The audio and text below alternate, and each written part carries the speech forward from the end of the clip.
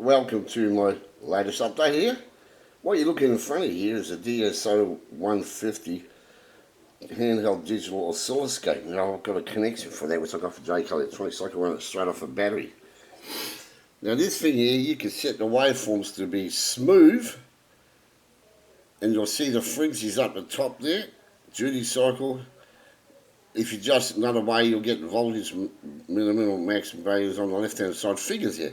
Now look at the waveform, you can adjust it any way, you can adjust it smooth, and because it's monitoring the radio waves in the air, the idea of this experiment here is to demonstrate you that anything that moves through the energy in the air, the radio waves in the air, will attenuate the frequencies, and this will change.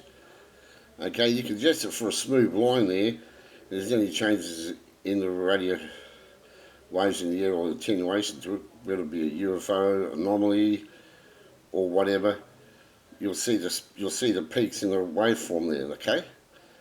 Now, this one is set to monitor radio waves in the hertz range. Okay, going from 1 up to so much hertz. You can adjust it to kilohertz range if you want it.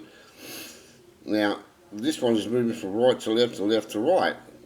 Now the other night I pointed this one in north direction and it moved from right to left, and I pointed in another direction, it moved differently. So I thought, wow, this is like a direction finder for the north and south or something like that there. But the idea is that if you're living in a sea of energy and you're flooded and surrounded by radio waves, you take this out the bush here to a UFO hotspot there. My theory is that if there's any attenuation in the man-made frequencies in the air, it should show up in this waveform pattern here. Okay, you can adjust it for various levels in there, you know, to move slowly, or whatever. You can adjust it to kilohertz range you want. And the same applies to paranormal activity. This could be used in the paranormal activity areas of paranormal events, where you got instruments here monitoring magnetic fields and all that stuff. But what you really want to look into is the attenuation of the natural radio frequencies in the air, the man-made radio frequencies in the air. Any attenuation or frequency spikes, if I adjust that, see if I'm going to try to do it, to a smooth, it's very hard to do it while holding the camera, to a smooth line there, and just look for the little spikes in it. Well, it's very hard to do it while holding it in there, but that's it, it's a ds0 100 digital oscilloscope. Up the top here, I've got two radio frequency diodes. These are 1N34A. These look a bit like part of an Afromenco plug. Okay, minus the neon light or LED, whatever. So I've got these here acting as an antenna. So I'm using its ability to receive radio waves and count the frequencies in the air.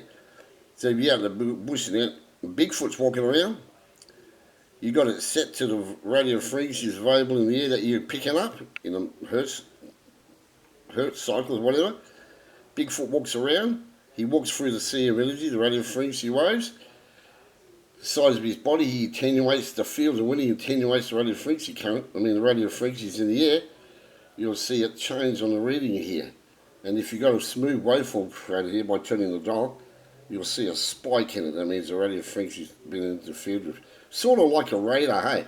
Using the available radio waves in the air as a radar. And you point this at a certain direction there, and it changes there. It's like it's been bounced off something walking, like something's coming by, or it could be an aircraft, whatever, UFO. But the idea is to use the waveforms here to monitor the changes in the available radio waves in the air, or the attenuation of them in the air. And how, it's like when you're near a TV, you set the antenna right, it looks really good, and you move away, and all of a sudden it gets better. And you move away again, it gets worse, because your body's in the area is being affected, or your body in the area is affecting the radio waves, something like that anyhow.